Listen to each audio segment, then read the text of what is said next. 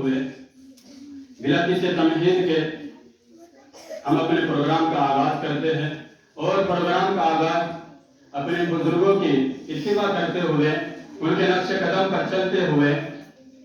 Programme کا آغاز کرتے ہیں۔ پروگرام سے پہلے کچھ چیزیں ایسی ہوتی ہے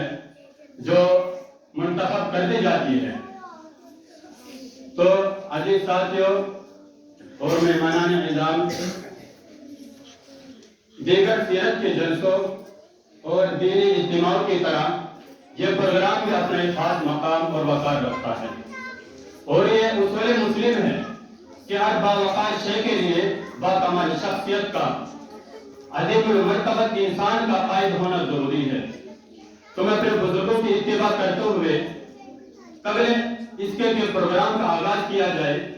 میں اس پروگرام کی صدارت کا صحرا ایک ایسی عظیم شخصیت سے سر رکھتا ہوں جس کی ذات فکر و نظر، علم و عمل، فہم و فراست، فضل و کمال، حسن و جمال اور علم و متانت کا ایک حسین سنگم ہے۔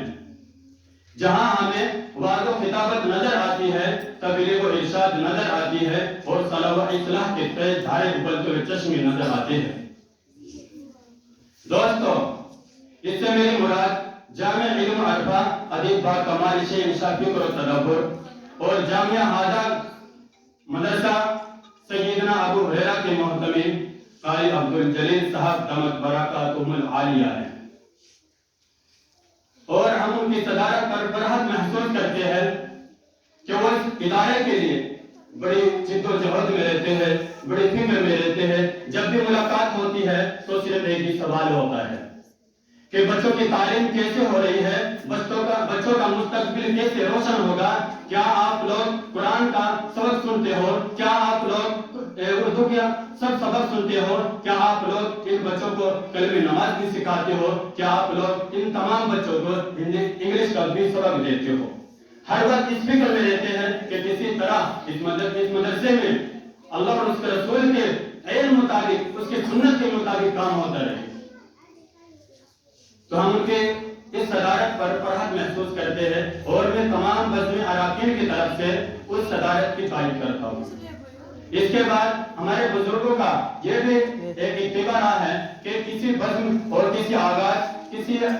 جلسے کے آغاز سے قبل یا کسی دینی اجتماع سے قبل ایک ایسی جامع اور اولو العزم ذات کا انتخاب کر لیا کرتے تھے جس کی ذات اور نگرانی میں یہ پروگرام ابتدا سے انتہا کی سرحد کو عبور کر جائے۔ تو میں اس پروگرام کی نگرانی کے لیے ایک ایسی شخصیت کا انتخاب کرتا ہوں جو صرف اس مدرسے کے ہی نازل تعلیمات نہیں بلکہ اس کے علاوہ دیگر مدارس کے اندر درس دے کر آ چکے ہیں۔ آپ کے جانے پہچانے بدر العلوم گڑھ دولت کے سابق استاد اور آپ کے علاقے کے مدنی مدرسہ امبیڈکر پیر کے سابق استاد رہ چکے ہیں۔ اب آپ اس مدرسے میں جامعہ ہادہ میں جامعہ تعلیمات کی حیثیت رکھتے ہیں۔ تو میں اس پروگرام کے زیر نگرانی قاری محمد سلیم رشیدی صاحب کو دیتا ہوں۔ اس کے بعد میں زیر نگرانی میں ہمارے مدرسے کے اسٹاف، ہمارے مدرسے کے ٹیچرز میں ایک ایسی شخصیت بھی ہے جو صرف یہ وہ مدرسوں تک ہی محدود نہیں رہتی بلکہ مدرسے کے لیے 8-10 سال سے خدمت انجام دے رہے ہیں۔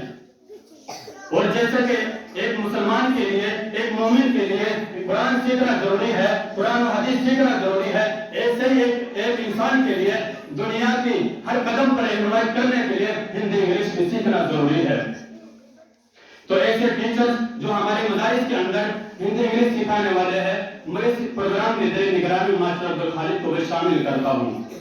اور ایسے ہی ایک ہمارے مدرسے کے ٹیچرز میں سے ایک معصوم سی لڑکی، ایک معصوم سی بچی، آپ ہی کی بچی ہے، آپ ہی کی پوتی ہے، آپ ہی کی گاؤں کی ہے، جس کا نام اسما بنت محمد قاری بلہ مزرہ ہے۔ وہ اس مدرسے میں پڑھتی بھی ہے اور نرسری کے بچوں کو پڑھاتی بھی ہے۔ میں اس بچی کو بھی اس زیر نگرانی میں شامل کرتا ہوں۔ اب میں پروگرام کی بلا کسی تمہید کو پروگرام کا آغاز کرتا ہوں، اور ہم اس پروگرام کی ابتدا اس قرآن عظیم سے کرتے ہیں جو اس دنیا کے اندر سب سے مقدس کتاب سمجھی جاتی ہے۔ آسمان و زمین کی ہر چیز کل تک محرومیوں پر سوگوار اور افسردگیوں کا شکار تھی۔ آج عالم یہ ہے کہ آنکھیں کھولے تو حسن کی عشوہ ترازی ہے، کان لگائے تو نہ کی جان نوازی ہے، سونگیت و سر محفل کی خوشبو کی عطر بیزی ہے۔ اس جوش اور سر مستی کے عالم میں آپ کسی عظیم پروگرام کی انتظار میں گرفتار نظر آ رہے ہیں۔ تو میرے پروگرام کا آغاز ایک ایسے قرآن کی تلاوت سے کرنے جا رہا ہوں کہ جس قرآن نے ایک مختصر سے وقت میں صرف 23 سال کی طویل مدت میں پورے عالم میں انقلاب برپا کر دیا کہ بڑے سے بڑے فصحا، بلاغا، شعراء، ادبا سجدر رہ گئے، حیران اور سندر رہ گئے۔ وہ قرآن کے جس کی آیتوں کو سن کر پتھر دل موم ہو گئے۔ تو اس مقدس قرآن عظیم کی تلاوت با سعادت کے لیے میری نظر جامعہ آداب کے طالبہ پر جا کر رک جاتی ہے، جس کا نام